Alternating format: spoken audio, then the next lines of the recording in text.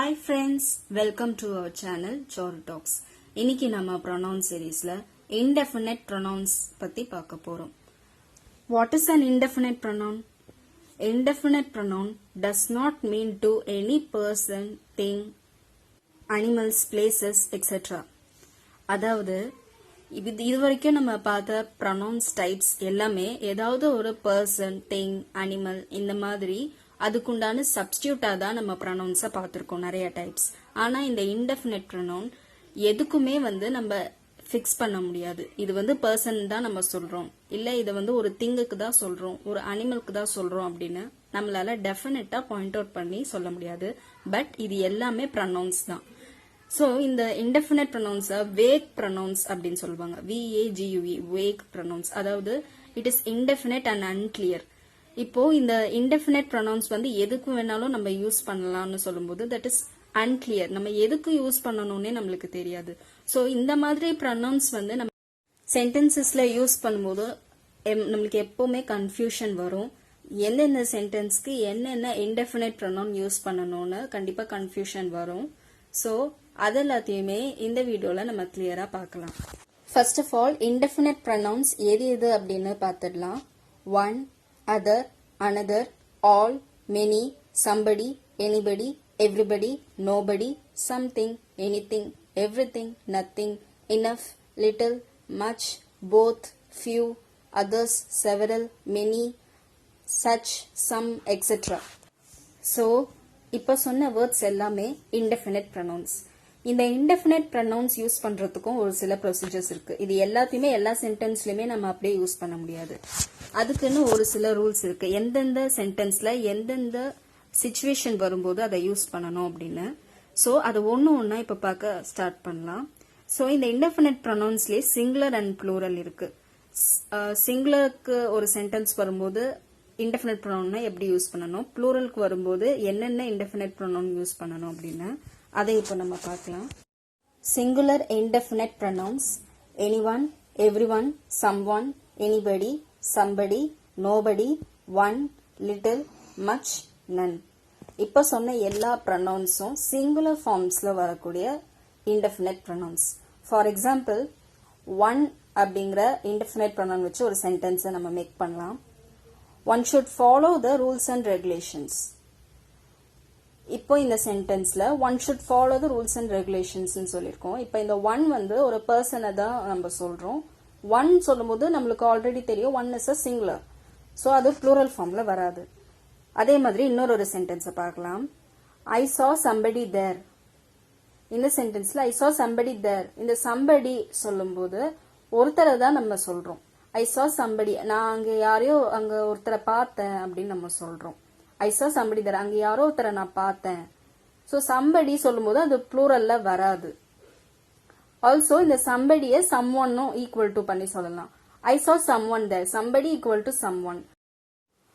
Nobody answered my question. இந்த சென்டென்ஸ்ல nobody அப்படிங்கிற indefinite pronoun singular தான். nobody யாருமே என்னோட கொஸ்டினுக்கு ஆன்சர் பண்ணல. ஸோ ஒரு சிங்கிள் பர்சனை நம்ம பாயிண்ட் அவுட் பண்ணி நம்ம சொல்றோம். ஒரு குரூப் ஆஃப் பர்சன் இருக்காங்க. இப்போ இந்த மாதிரி சென்டென்ஸ் நம்ம எங்க நம்ம சொல்லுவோம், ஒரு கிளாஸ் ஆஃப் ஸ்டூடெண்ட்ஸ் இருக்காங்க, ஒரு கிளாஸ் ரூம்ல ஸ்டூடெண்ட்ஸ் நிறைய பேர் இருக்காங்கன்னா நோபடி ஆன்சர் மை கொஸ்டின், நான் கொஸ்டின் கேட்கறேன் நீங்க யாருமே ஆன்சர் பண்ணல, nobody has answer my question அப்படி நம்ம சொல்றோம் இல்லையா.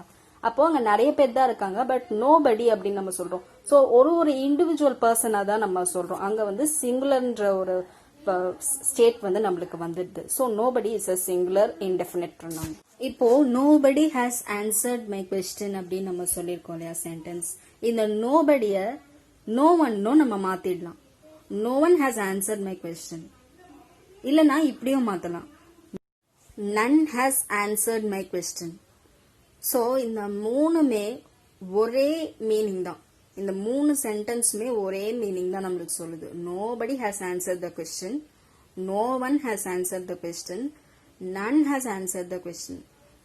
இந்த மூணும் nobody, no one, none மூணுத்தையுமே நம்ம ஈக்குவல் டு பண்ணிக்கலாம் எல்லாமே. ஏன்னா இந்த மூணு வேர்ட்ஸ்மே சேம் மீனிங் தான், பட் இந்த மூணு வேர்ட்ஸ்மே சிங்குலர்ல தான் நம்மளுக்கு வரும். இன்டெஃபினைட் ப்ரொனவுன் சிங்குலர் சென்டென்ஸ்ல தான் நம்ம சொல்லுவோம்.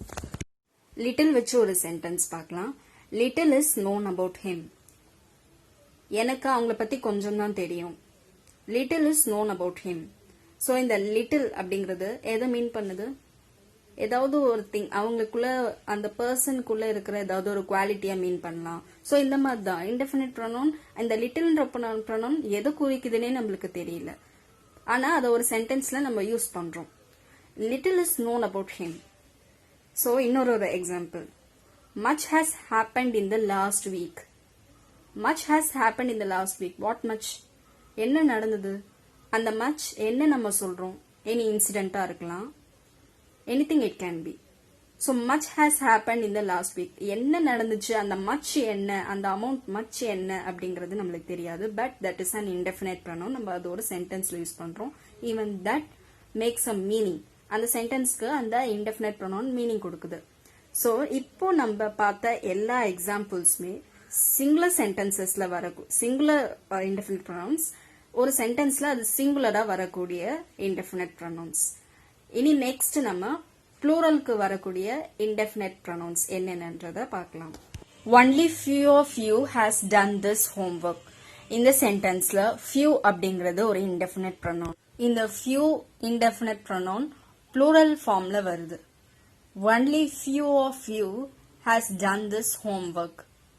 ஸோ ஹோம்ஒர்க் அப்படி சொல்லும்போது ஒரு கிளாஸ் ஆஃப் ஸ்டூடெண்ட்ஸ்ல நிறைய பேர், ஒரு 30 ஸ்டூடெண்ட்ஸ் இருப்பாங்கன்னு வச்சுப்போம். ஃபார் எக்ஸாம்பிள், ஒரு 30 ஸ்டூடெண்ட்ஸ்ல ஒரு 15 ஸ்டூடெண்ட்ஸ் தான் அந்த ஹோம்ஒர்க் முடிச்சிருக்காங்க. இல்லைன்னா ஒரு கவுண்ட் வச்சுக்கலாம், ஒரு 17 ஸ்டூடெண்ட்ஸ், ஒரு 20 ஸ்டூடெண்ட்ஸ் வந்து ஹோம்ஒர்க் முடிச்சிருக்காங்க, மீதி 5 or 10 ஸ்டூடெண்ட்ஸ் வந்து அந்த ஹோம்ஒர்க் முடிக்கல. அப்படின்னா அந்த டீச்சர் ஸ்டூடெண்ட்ஸை பார்த்து only few of you has done this homework அப்படின்னு சொல்றாங்க. ஸோ இந்த ஃபியூ அப்படின்னு சொல்லும்போது இப்போ ஒரு குரூப் ஆஃப் பீப்புள் இருக்கும்போது அதுல இருந்து செலக்டிவா ஒரு சில பர்சனை மட்டும் நம்ம செக்ரிகேட் பண்ற மாதிரி நம்ம சென்டென்ஸ் சொல்றோம் இந்த சென்டென்ஸ்ல. ஸோ இப்போ ஃபியூ அப்படின்னு சொல்லும்போது ஒரு ப்ளூரல் ஸ்டேட்ல தான் வருது. So few is an indefinite pronoun. Next example, many students are interested in music. இந்த சென்டென்ஸ்ல மெனி அப்படிங்கிறது ஒரு இன்டெஃபினிட் ப்ரொனவுன், ப்ளூரல் ஃபார்ம்ல வருது. ஸோ மெனின்னு சொல்லும்போது அது ஒரு சிங்கிள் பர்சனா பாயிண்ட் அவுட் பண்ண முடியாது. ஆப்வியஸா நிறைய ஸ்டூடெண்ட்ஸ் இருக்காங்க அப்படின்னு நம்ம சொல்றது தான் many students. Many students are interested in music அப்படின்னு சொல்றோம். இந்த மெனி அப்படிங்கிறது இன்டெஃபினைட் ப்ரொனவுன். இப்போ நான் சிங்குலர் இன்டெஃபினைட் ப்ரொனவுன்ஸ்னா எது, ப்ளூரல் இன்டெஃபினைட் ப்ரொனவுன்ஸ் எது, அதுக்குண்டான தனித்தனியான எக்ஸாம்பிள்ஸ் நான் உங்களுக்கு சொல்லியிருக்கேன். இந்த மாதிரி நீங்க நிறைய எக்ஸாம்பிள்ஸை நீங்க படிக்கிற புக்ஸ் ஆர் நியூஸ் பேப்பர்ஸ்ல இருந்து நீங்க எக்ஸ்ப்ளோர் பண்ணிக்கலாம். நெக்ஸ்ட் இன்டெஃபினைட் ப்ரொனவுன்ஸ்க்கு உண்டான ரூல்ஸை பார்க்கலாம். ஃபர்ஸ்ட், இன்டெஃபினைட் ப்ரொனவுன்ஸ் எண்டிங் இன் படி அண்ட் ஒன். இப்போ சொல்லியிருக்கோம் இல்லையா, any one, every one, anybody, everybody. இந்த மாதிரியான வேர்ட்ஸ் ஒரு சென்டென்ஸ்ல நம்ம சொல்லும்போது அது என்ன மீனிங் கொடுக்குது, எதை வந்து நம்ம பாயிண்ட் அவுட் பண்ணி அந்த இன்டெஃபினைட் ப்ரொனவுனை ஒரு சென்டென்ஸ்ல யூஸ் பண்றோம் அப்படிங்கறத பார்க்கலாம். இப்போ படி ஒன் அப்படின்னு ஒரு இன்டெஃபினைட் ப்ரொனவுன் முடியுதுன்னா அது எதுக்கு நம்ம யூஸ் பண்றோம்னா பர்சனை குறிக்கிறதுக்கு யூஸ் பண்றோம், ஒரு பர்சனை பாயிண்ட் அவுட் பண்றதுக்கு யூஸ் பண்றோம். ஃபார் எக்ஸாம்பிள், நான் முன்னாடி சொன்ன example, I saw somebody there. So இதுல அந்த somebodyல ரெண்டா பிரேக் பண்ணோம்னா சம் பிளஸ் படி, படிக்கு முன்னாடி சம் இருக்கு, somebody. ஸோ அந்த somebody, அதுவே இன்னொரு சென்டென்ஸ்ல ஐ saw someone thereன்னு சொல்லிருப்பேன். So some plus one. So இந்த படி அண்ட் ஒன் ஒரு இன்டெஃபினைட் ப்ரொனவுன்னா படி அண்ட் ஒன்னு முடியும் போது அது வந்து ஒரு பர்சனை வந்து பாயிண்ட் அவுட் பண்றதா இருக்கும். For example, any one, every one, some one, anybody, somebody, nobody, இதெல்லாமே இதுக்குண்டான examples. Next rule, indefinite pronouns ending in thing. For example, anything, everything, nothing, இந்த மாதிரியான வேர்ட்ஸ் சொல்றோம் இல்லையா, இதெல்லாமே வந்து திங்ஸை பாயிண்ட் அவுட் பண்றதுக்காக யூஸ் பண்ற இன்டெஃபினைட் ப்ரொனவுன்ஸ். ஃபார் எக்ஸாம்பிள், ஒரு example sentence, I can eat anything that you offer. இந்த சென்டென்ஸ்ல எனிதிங் சொல்லும்போது அது மீனிங்கே நம்மளுக்கு புரிஞ்சிடுது, anything. So any plus thing, ஒரு திங்கை பாயிண்ட் அவுட் பண்றோம். இந்த சென்டென்ஸ்ல ஒரு திங்னு சொல்றது ஒரு ஈட்டபிள் வெஜிடபிளா இருக்கலாம், ஃப்ரூட்ஸா இருக்கலாம். அவங்க வந்து அந்த பாயிண்ட் அவுட் பண்ணி சொல்லல, ஐ can eat anything that you offer, நீங்க என்ன சாப்பிட கொடுக்குறீங்களோ அதை நான் வந்து சாப்பிடுவேன் அப்படின்னு சொல்றதா அர்த்தம் அந்த சென்டென்ஸ்க்கு. இது ஒரு rule. Next, somebody and something are used in affirmative sentences. Affirmative sentences என்னன்னா பாசிட்டிவ் சென்டென்சஸ். இப்போ நம்ம எது பேசுறதா இருந்தாலும் அதுல பாசிட்டிவான விஷயம் இருக்கும், நெகட்டிவான விஷயம் இருக்கும். சோ பாசிட்டிவ் சென்டென்சஸ் நம்ம சொல்றோம்னா அதுல இன்டெஃபினைட் ப்ரொனவுன் வந்து எது எது வந்து பாசிட்டிவா நம்ம சொல்லுவோம்னா somebody something. For example, I saw somebody there. நீங்க அங்க யாரோ ஒருத்தர் இருக்கிறத பாத்திருக்கீங்க. அதை பார்த்ததுனாலதான் இன்னொரு பர்சன் கிட்ட I saw somebody there அப்படின்னு சொல்றீங்க. அப்ப அது வந்து ஒரு பாசிட்டிவ் கேஸா மாறிடுது. Next example, I would like to have something to eat. உங்களுக்கு பசிக்குது. அப்போ நீங்க என்ன சொல்றீங்க? I would like to have something to eat. எனக்கு ஏதாவது இப்போ சாப்பிட கிடைச்சா நல்லா இருக்கும்னு நீங்க ஃபீல் பண்ணி நீங்க சொல்றீங்க.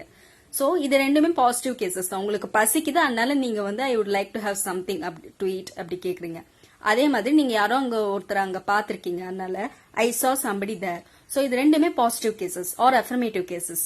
சோ இப்படி இருக்கும்போது somebody something இந்த ரெண்டு இன்டெஃபினிட்டிவ் ப்ரொனவுன்ஸை நம்ம யூஸ் பண்ணலாம். நெக்ஸ்ட், இது பாசிட்டிவ் சென்டென்ஸ்க்கு. நெகட்டிவா ஒரு சென்டென்ஸ் பேசுறோம் அப்படின்னா அதுக்கு என்ன இன்டெஃபினைட் ப்ரொனவுன் யூஸ் பண்ணலாம்னா anybody anything. அதுக்கு அப்படியே நேர் opposite, somebody something, anybody anything. இந்த anybody anything நெகட்டிவா ஒரு சென்டென்ஸ் சொல்றோம் அப்படின்னா, for example, I did not see anybody there. நான் அங்க யாரையுமே பார்க்கல. I didn't see anybody there அப்படின்னு நம்ம சொல்றோம். அப்போ anybody அப்படிங்கும் போது அங்க யாருமே இல்ல. அப்ப இல்ல அந்த நெகட்டிவிட்டி அங்க வந்துடுது. இன்னொரு example, Did you see anybody there? நம்ம கேட்போம் வேற யாராவது, நீ அங்க யாரையாவது பாத்தியா அப்படின்னு நம்ம கேக்குறோம் இல்லையா? Did you see anybody there? யாரையாவது பாத்தியா? அப்ப எனிபடி, அப்போ ஆன்சர் வந்து உங்களுக்கு என்ன வரும்? நான் முன்னாடி சொன்ன சென்டென்ஸ் மாதிரி I didn't see anybody there அப்படின்னு நம்மளுக்கு வந்துடும். ஆப்போசிட்டா அப்படியே நம்மளுக்கு அந்த ஆன்சரே நான் முன்னாடி சொல்லியிருக்கேன். Actually, Did you see anybody there? No, I didn't see anybody there. So anybody and anything இது ரெண்டுமே நெகட்டிவ் சென்டென்சஸ்க்கு நம்ம யூஸ் பண்ணுவோம். இந்த இன்டெஃபினைட் ப்ரொனவுனுக்கு ஒரு வெல் நோன் ப்ராவர்பை நான் உங்களுக்கு ஒரு எக்ஸாம்பிளா சொல்றேன்.